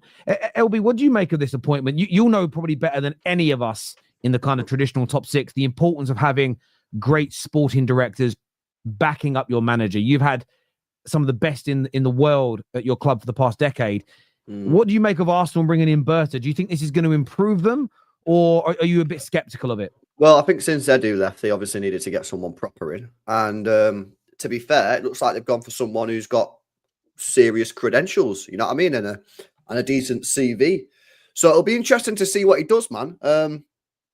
Listen, for me, I think the interesting battle here is going to be, has he got the power to get the players in that he wants, to take the squad in the direction that he wants, or is Arteta got too much power there? That for me is where the interesting power struggle is going to be, because obviously Potsy will know more about it. But for me, the way Edu left from the outside looks a little sus. Do you know what I mean? So yeah, that's interesting, man. I don't know. I think it's a good appointment, mate. I think for me, Potsy, I think it's good. I think a lot of clubs this summer are going to go big. I think City are going to go big. I think Arsenal are going to go big. I think Liverpool are going to go big. You know, no one really spent a lot of money in the summer. What you just said there, it fills me with the confidence that you're going to have a better summer than the other two. Not that I think Liverpool will have a shit summer, by the way, because they might have a great one. It'll be interesting to see what they do under Arne Slot. Now, I do think that Andrea Berta will definitely improve our summer, and it's definitely better to have him there than that. But I don't trust our ownership and our board, even with Andrea Berta, who I think will definitely improve it slightly, to have a better transfer window than Manchester City. Because I know for a fact that you will spend £300 million on top of the 250 you've spent in January. And you'll probably get Florian Wirtz, and you'll probably go and get somebody that you need to replace and upgrade on Doku and Grealish. You probably will go and add to your midfield and go and get a proper Rodri replacement, or whatever it is you need, or a proper Gundogan replacement. I have faith more that you'll do that than Arsenal will. So where I look at it, I think, yeah, you might be right in terms of spend. Arsenal might spend a lot of money, but I wouldn't really put it past Arsenal to go and get Sesko instead of Isak, or to go and get maybe, you know, a left winger in Nico Williams, for example, ahead of someone who's absolutely killing it out there, like a Kvaratskhelia would have been a good signing. I don't think we're going to get Florian Wirtz. I don't think we'll go and get Morgan Rogers. You know, I think we'll probably go and get Zubimendi, but he's not going to take us in that same position to a kind of player like that. So I have more faith in your kind of club, and I know that you do, looking at what Arsenal and Liverpool are doing, for you to have the better of the summer. But I will say, I think Andrea Berta definitely gives me more confidence now going into this summer, and more excitement than I had under Edu, Vinay, and Garlic and Co. Yeah, no, 100%. Because obviously my club's got a history of doing that. Yours hasn't. Yours has a history of constantly letting yourselves down in the transfer window, but you've got to believe at some point it'll change, and maybe this guy's going to come in and it's just going to be same old, same old. You sign a lot of players that are not good enough. You sign a lot of players that people hype up, like you did with Calafiori, like you did with Marino. That just aren't good enough, or aren't needle movers, should we say? But you've got to hope that this guy's going to come in and would he really take the job? I mean, I don't know how much money he's going to get paid. Maybe he would take the job in it. Maybe he knows that he's not going to get what he wants, but the money is just too nice. So I don't know, but I think all three of our clubs are going to spend a lot of money on. Because if you look at it, right, my club spent 20 million euros, Liverpool spent 11 million, and your club spent what, like 70? So none of our clubs really spent any serious cash. So, and then, you know, my club did spend money in January, but I still think we're going to spend pure money in the summer anyway. So all three clubs have money to spend, and I think this summer, I think City will do 300 minimum.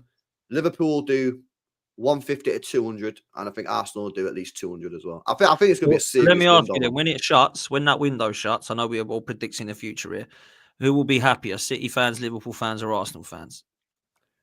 I think City fans. Yeah, I agree. Followed by maybe Arsenal, followed by Liverpool. Yeah, Liverpool. That's my prediction. But that largely depends on what happens with Salah, because if Salah leaves, no one can come in and like. There's very little they can do to, because it's the outgoing. I agree. I'd go with that order as well right now. Before we know anything, right now that would probably be the order I'd go with as well. But what do you boys make of what the Jamie Carragher's of the world are saying, that Arsenal are past their peak? It's downhill from now. Basically saying no matter what they do in the summer, it can't be rectified. Do you guys agree with that take, or is that a little bit sort of? Is that a little bit premature of a statement? It's factually correct right now. They are past the peak because they were better last year and they were better the year before. That's factually correct based off of the points per game in the Premier League. So, you know, the question is, can they get back to last year? of, really, really being at the top. Obviously, they didn't win anything last year, but, being within a couple of points of the title, the same the year before, absolutely they can. But again, that depends on what they do in the summer window. If they go and sign Sesko and these type of, I said this in the summer, but you'll know I said this in the summer. Arsenal need the X factor players. This is what my club need this summer. Yeah, I don't need no Nunez's, no Kovacic's, no Gundawans. Yeah, I need the Florian Wirtz's of this world. Yeah, the legit ballers, the world-class talent. This is what Arsenal need. They don't need Calafioris. They don't need Marinos. Yeah, they need the Osimhen's. They need the Gyökeres's. They need the Wirtz. They need these type of guys. Yeah, I don't know what Liverpool need. They're a bit of a different situation right now. But, if this is the thing with Arsenal, like, no one's got faith. No one's got faith that Arsenal will do what's required because they never really do what's required. You thought a couple of years ago when they signed Rice that, hang on a minute, they're moving in the right direction. And then the year later, they follow it up with Calafiori and Marino and Sterling on loan. So, yeah, I don't know, man. What about you, Posse? What are you saying? I don't think Jamie Carragher was actually too far wrong, to be fair. And you can't say he is wrong because we don't know. What he's doing is he's giving his opinion on where he believes Arsenal are at. And he thinks that Mikel Arteta has taken us as far as he can. And I don't think that is a mad, wild statement. I think it could be wrong. And we could go next year again and go, whoa, blimey, boom, boom, boom. 4 signings in under Berta and we're here. Unfortunately, I don't think what Jamie Carragher has said is incorrect because you look at the last 2 seasons, Arsenal, I know for a fact, doing content with Manchester City fans, that I'll ask you, LB, you're on with me. I know that you were more scared of Arsenal in the last couple of years than you were this season. And you this season obviously have dropped off. But you're not an idiot. You can see how we were last season and how we were the season before. And I remember started doing content with you probably 2-3 years ago. And when you was like, yeah, Arsenal are starting to scare me. Yeah, they're 8 points clear. This is crazy. I didn't see this coming. Now, complete, utter change. And I think Brandon, True Gunners TV, put in a super chat tell. I don't know if you read that out. Yeah, because this is unbelievable stat, this. I cannot believe this. What's this? After 28 games this season in the league, Arsenal have 55 points. After 28 games in the league, Unai Emery's only season with a toxic negative squad that all had to be sold, Arsenal had 56 points. Interesting. That is interesting.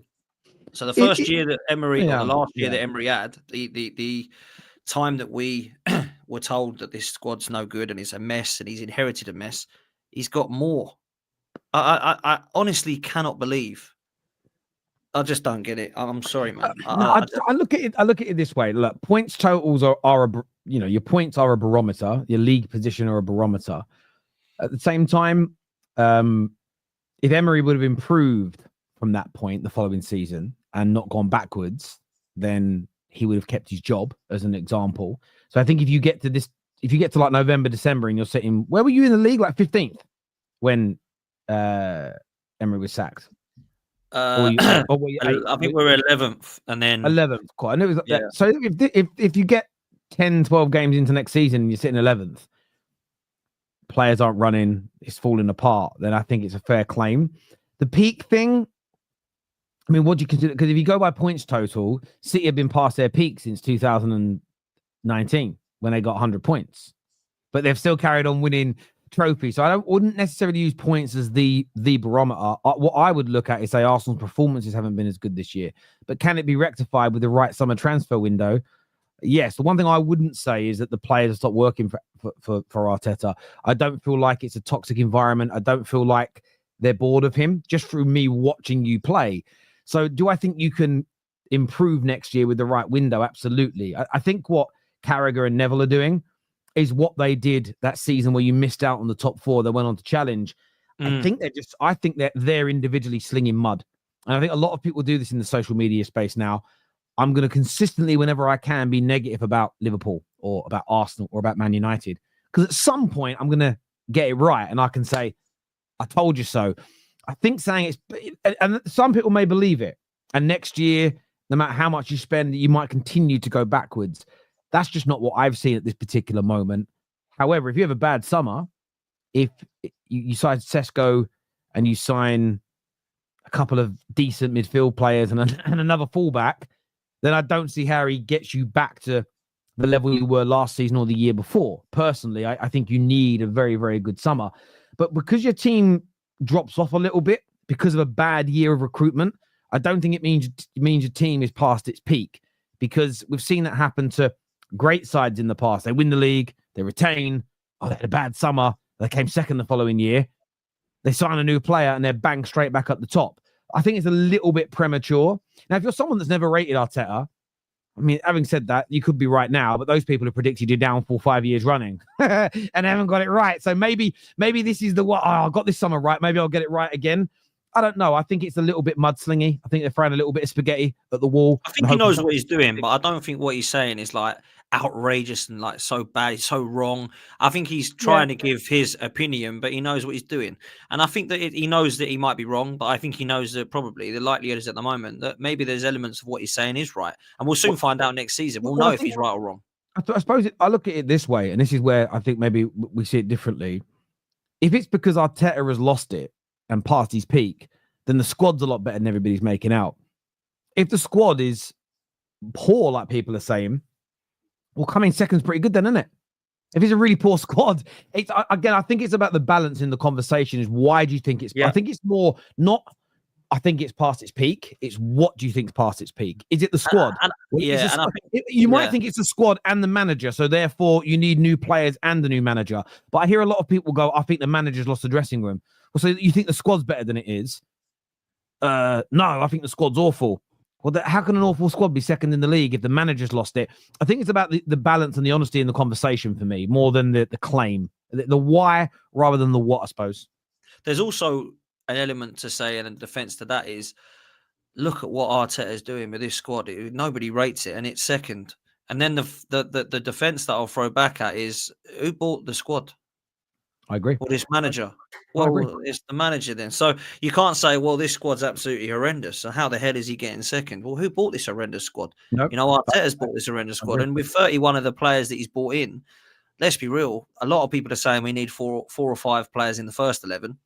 So that means there's probably 7 or 8 that have done pretty well out of the 31 signings he's bought in. So we definitely need a new direction. I don't think we could be giving Mikel Arteta any more money in terms of solely just giving it him, which is why I think it goes back to Andrea Berta coming in. Berta's coming in, yeah. No, I agree.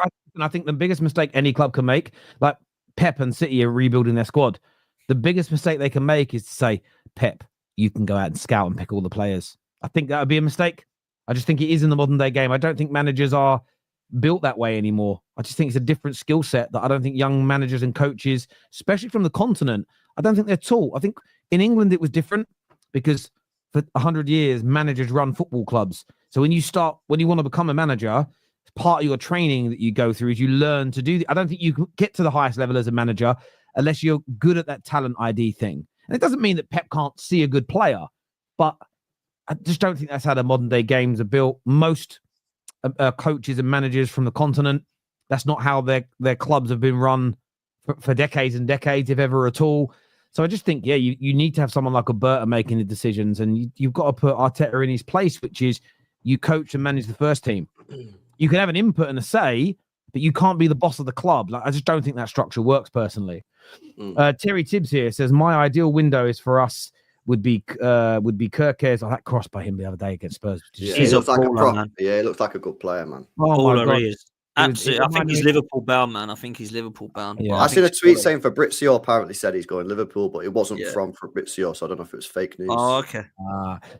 But he said he wants Kirkes, Wharton, and Isak. That is based on Salah and VVD. Listen, if Salah and VVD stay, and you get Kirkes, Wharton, and Isak added to that team, you're retaining. Sorry, he's the Liverpool fan. Sorry, I thought this guy was an Arsenal fan. I'm really sorry. No, Terry Tibbs. Terry Tibbs he's a long-standing.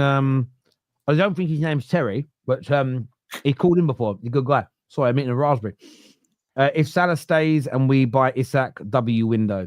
Yeah, that'd be unbelievable. Yeah, you're winning you're retaining the league if you do that. You're retaining the league.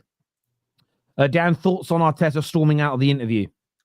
Yeah, embarrassing if I'm honest. Rattled, showing that he's struggling, and quite rude if I'm honest. I didn't think anything the interviewer asked him was out of order. He asked him why he believes, is it a mistake you didn't buy a striker in January? He didn't want to answer that. And he asked if he was still in the title race, and he walked off. I mean, it's. I understand he's angry and he's annoyed, but you get paid £15 million a year, man, to answer questions for the fans, and he's walking off. I think it's bad. I don't like it. I don't like it at all. And people are saying I can't blame him. It's a stupid question. What, asking if you're out of the title race? I mean, come on, man. Yes, the obvious answer, but just answer it, man, and just be a man and move on. That's what I think. Yeah, he was giving off a few Kevin Keegan vibes.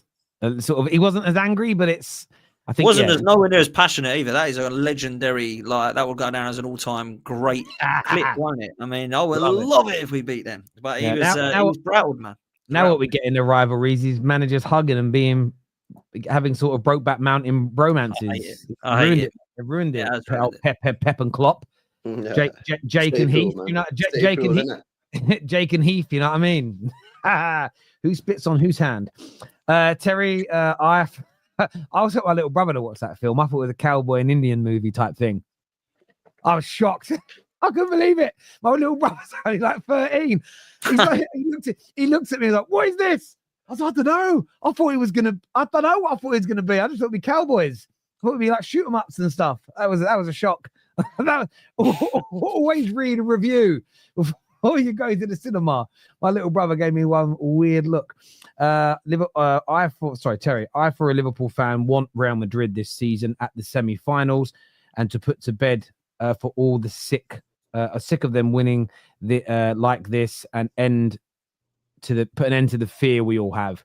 I can understand that. You're feeling confident at the moment, Liverpool, and you want them. I understand. I like that.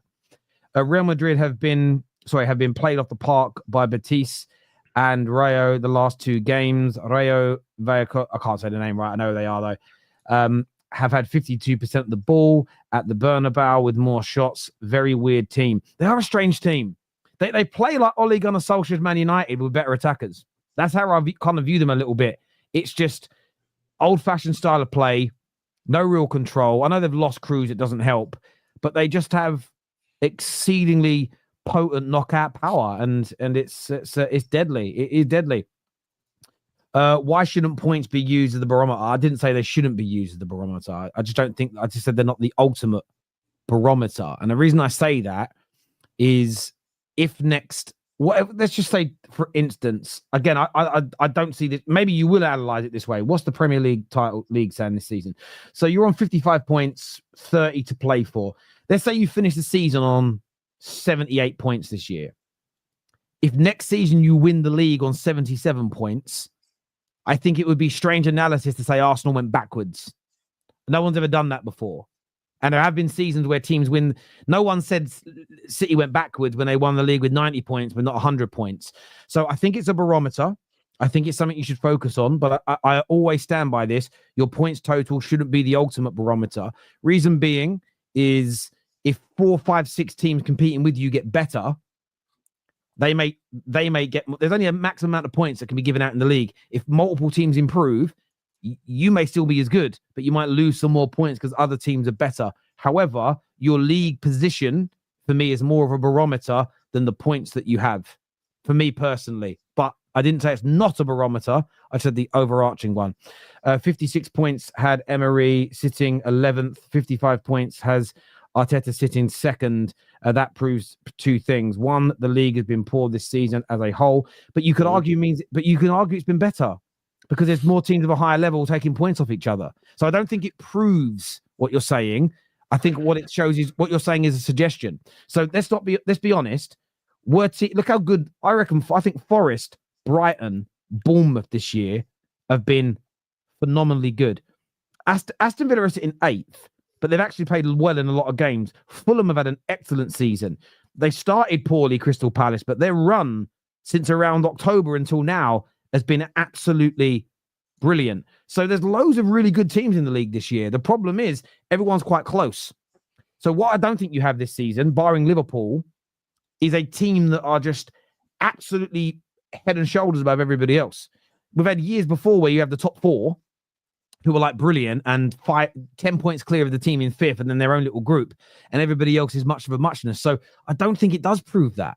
You know, and if this summer Forest have a good window, Brighton have a good window, Villa keep all their signings and add to it, if Bournemouth don't lose too many players, again, you might find the teams at the top get less points next year because that means there's more chance of, we all know the top 6 can take points off each other. If you suddenly throw Forest, Brighton, Villa, Bournemouth, Fulham, Palace, Brentford, those teams I've all mentioned, they are all capable of taking points off the best team in the league. So therefore, I don't think it makes the league weaker, which is why I don't look at points as the overarching barometer, because it depends on how good your competitors are as well, to how many points you get. To Arsenal have gone backwards. I agree you've gone backwards. I'm looking more at your performances than your points. I'm looking more at the fact that you didn't attack very well at the beginning of the season. I think that your manager has been too pragmatic at times. I look at your transfer window and the fact you did, especially in January, where you didn't add more firepower to your team, which could have been the difference between you drawing 10 games and maybe turning 10 of those. You turn 5 of those draws into wins, and a lot of them you could have won with more firepower. You add an extra, you take 5 points off, you're on 50, but add an extra 15 points. That puts you 5 behind the top of the league. It's just a striker changes your entire season. So I'm not saying you haven't regressed. I don't think the points total should be the biggest focus for me personally, but I understand where you're coming from, Brandon. I really, really do. Can you imagine Jose versus Wenger with social media?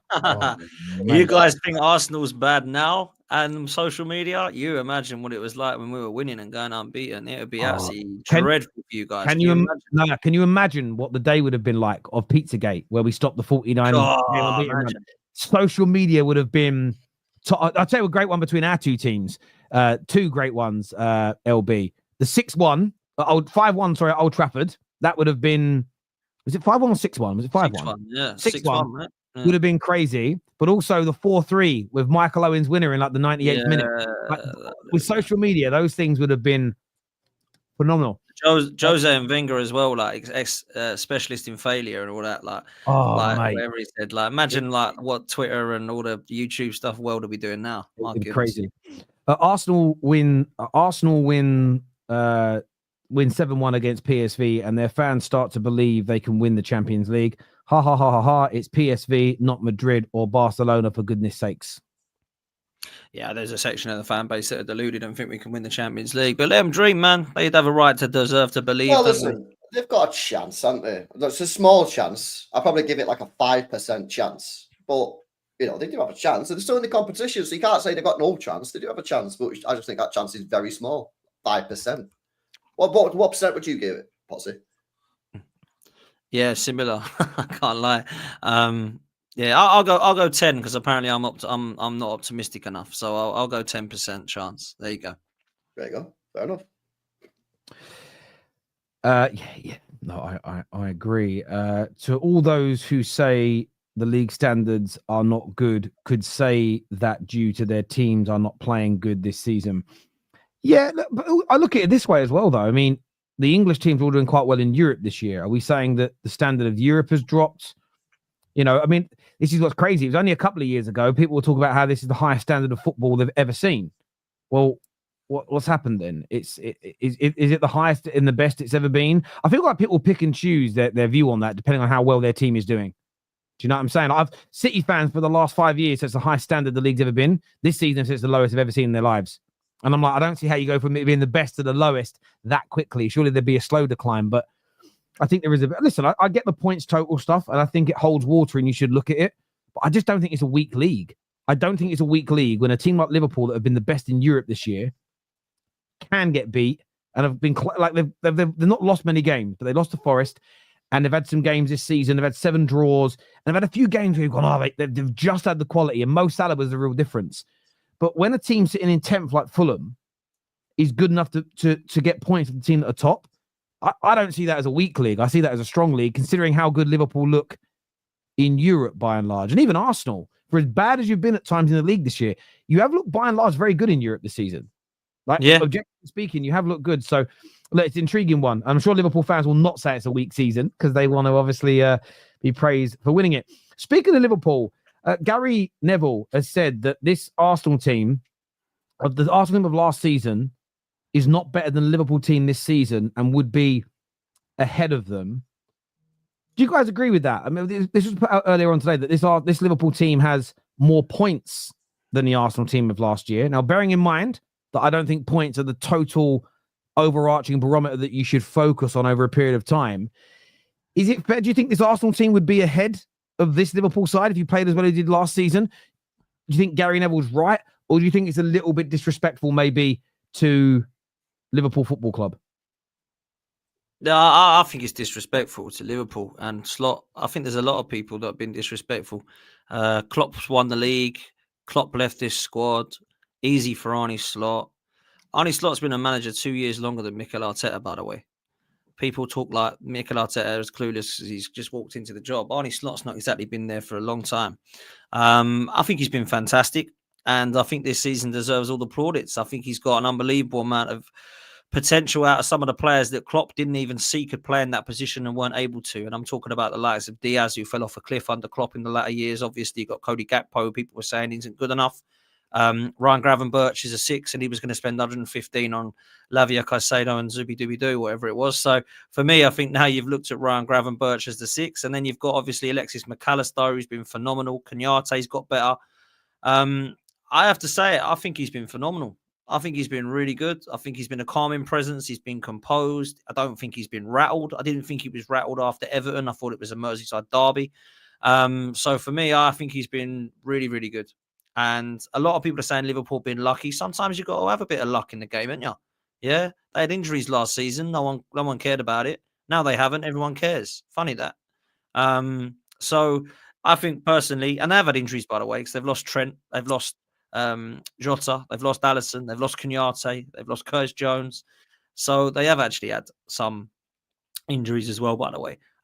So look, I think Gary Neville was looking at the Arsenal of the last 2 years and the Manchester City, and is thinking that this Liverpool side is nowhere near. Now, I actually agree that they're not in the level of like a Centurions or an Invincibles or a treble winning side of City and United, but I still think they've been quite clearly the best team this season. I think people are not doing, and I think are disrespecting, is that it's like, well, everyone's rubbish, so it's easy for Liverpool. We won't respect that. Let's be honest, they've won it and they deserve it, and they've won it comfortably. Yeah, that's what I think. I don't know what you think, LP. No, facts, bro. I don't think Liverpool are an amazing side like the Centurions, like the treble year, or even compared to some of the Liverpool teams under Klopp. I don't think. Yeah, the COVID year they were better, weren't they? They were better under Klopp. Klopp. I even think some of the years that they didn't win the title, they were better. Yeah. Overall, do you know what I mean? They just come up against City, were moving mad at the time. But at the same time, none of that matters. You win a title, you win a title. Yeah. Like in 10 years' time, when we look back at Liverpool, no one will remember that, they were good, but even though they won it, they weren't actually as good as they were under Klopp when in the years that they did win. No one cares. No one does that. Yeah. So I think it's fair to say, you can say, listen, Liverpool have won the league in a season that the other teams aren't great, and Liverpool have not been maybe as good as some of the other title winning teams. But ultimately, it doesn't matter. It really doesn't. I don't think Liverpool fans will be there on parade day cheering, but then going, you know what? Even though we won the league, we weren't as good as this team, and it's just like I agree. And what Gary Neville's saying though, it's a one-sided argument, because maybe if Arsenal were better, but one of the reasons why I think you had those years where City and Liverpool were right in the high 90s is because still sharp and still, isn't it? And there's an element of Liverpool might have been even better if Arsenal were pushing them further. What you may now see Liverpool do is drop off towards the end of the season and lose some games because they prioritize the Champions League. They may get a little bit complacent in a few matches, so they might end up winning the league with 82 points. This many teams in history have had more points than them. That's why I don't use points as the ultimate barometer. Equally, on the points thing, Arsenal's last season only had 1 point less than the Invincibles. No Arsenal fans thinks this Arsenal team is better than the Invincibles. Arsenal's team last season had more points than the previous two Wenger title-winning teams that won doubles. No one thinks that Arsenal team, because they got more points, is better than those two Arsenal-winning double teams. Now, again, points are a barometer, but I don't think they're the ultimate barometer, because you can't lose the context of a season. I think it was in 2002 when 2001 when when Arsenal won the league. You won it with maybe 5, 6, 7 games to spare over Man United, because I think you won 10 games on the bounce, if I remember correctly. By the end of the league campaign, we were quite close. And that's because after you'd won the league, you started rotating teams, you lost matches. The points differential between us at the end of the season didn't reflect how far ahead you were of us when you won the league, which is why, again, it's great seeing teams get 100 points. But what were the challenges back then? Teams would win the league with, say, 5 games, 6 games to go, and there wasn't a motivation to try and break a points total score. And I'm not saying that the points total scores are they mean nothing. I'm just stating that there wasn't the push for it. You saw teams act and behave differently. So Jose did it when he was at United first season. Actually, look at our last 5 games of the season. They were pretty bad, but it's because he was resting his team for that Europa League semi-finals and final. So he lost a lot of league games. So you've always got to contextualize these things, I feel. But people often hate context. Klopp series on Prime where he said he was not able to take the pressure off the players and make them think as an opportunity, then pressure is playing. He knew his team will be okay. No surprise for him. They're winning. Well, again, what probably helped is everyone wrote Liverpool off. By and large, everyone wrote Liverpool off. It took the pressure off them a little bit. So you're probably not wrong. I haven't watched that series, but maybe I should give it a look. Afternoon, Terry and everyone. I am sure from 1976 to 1981, English teams won the Champions League. What, every year? I don't know if we. I assume some teams. Villa won it. Villa won it in 82. Let's go and find out. Forest did back-to-back, didn't they? So yeah, they did back-to-back. And then maybe Liverpool or something. Yeah, could be true that, you know. Yeah, it's also, again, that's why I always say the strongest year of the Prem. True. I use the European Cup, the Champions League as a barometer. Between sort of 2004 and about 2012, if you actually look at the volume of English teams that got to finals and won it in that period, was the best period we've had. And it wasn't just 1 or 2 teams. It was literally all of us. Arsenal, every single one of us got to a final. Some of us got to multiple finals. 3 of us, unfortunately for Arsenal, won it. Like, that's also a great barometer. So in terms of... True. Sorry, it is true. Liverpool, Forest, Liverpool, Villa. Yeah, mad. Yeah, so again, that's a really strong time. Yeah, that's correct. Yeah, should look at that. Yeah, Liverpool. Yeah, Liverpool, Forest, Liverpool, Villa. That's crazy. And then Hamburg won it, and then Liverpool won it again. So, yeah, that's mad. That was such a strong time for English football. Imagine doing that again now. Imagine, I'll keep my club out of it so that people don't think. But imagine like Liverpool win it this year, and then Arsenal go back to back, then City go back to back, and then Villa win it. Like, that's the dominance of that would be crazy, really crazy. Liverpool has 6 points more than Man City last season after 29 games. So the Premier League was probably even worse last year. Yeah, I also, at least we had a title race last year. We got a title race this year. Yeah, no, I agree. It was more exciting last year. But I also look at it sometimes as just sometimes you get a little bit of luck go your way. Or, you know, there's been, I know you know this is a City fan. I know Arsenal fans will know. We all know about our club. Sometimes you get a result and you go, that could have really gone the other way if that last-ditch shot went in instead of over. Or, oh, God, I can't believe we nicked that winner at the end. The following season, you might have a few of those results that went your way go the opposite way. Doesn't mean the league's weaker. It's just sometimes results are really, really close, I think. But maybe that's just me. Please check the 18-19 final table. 56 points, 11th is false. Now, I looked at that league's table after 28 games, and it was on 56 points. Arsenal ended the season, though. They only got 14 points out of their last 30 available. So that's also to that argument that, and I'm not saying Brandon's argument is this, but if someone's saying, right, the points total to 28 is the same as Emery's, he should be sacked. But what if by the end of the season he has more than 70 points, which is better than Unai Emery's? Like, what's the point that's actually being made, if that makes sense? Like, I think you should look at the end of the season result rather than the mid-take points. So there we go. What is the best stadium you guys have been to? For me, Nou Camp. Yeah, it's great. Best stadium I've ever been to. Yeah, Nou Camp's pretty cool. Bernabeu, it's pretty cool. Yeah, some cool ones, man. My favorite, and it isn't for what it looks like, it was just the atmosphere in the day, is Anfield. It's just beautifully toxic. Loved it. But best looking one, I actually quite like Ajax's stadium. I really like. I was really young when I went there. We were on a school trip, and we were driving past it. And the teacher said, "We'll do a detour." And I weren't there for a game. Got to go inside and look around. Just couldn't believe how amazing it was. So yeah, that was great. Aguero said Madrid only train for the Champions League. Yeah, probably wouldn't surprise me, no. Yeah, it feels like that. It will be a good exposure for Arsenal players versus Real Madrid. You could take that word exposure in multiple ways, though, couldn't you? Do you know what I mean? Yeah, it could be both ways. both ways, absolutely.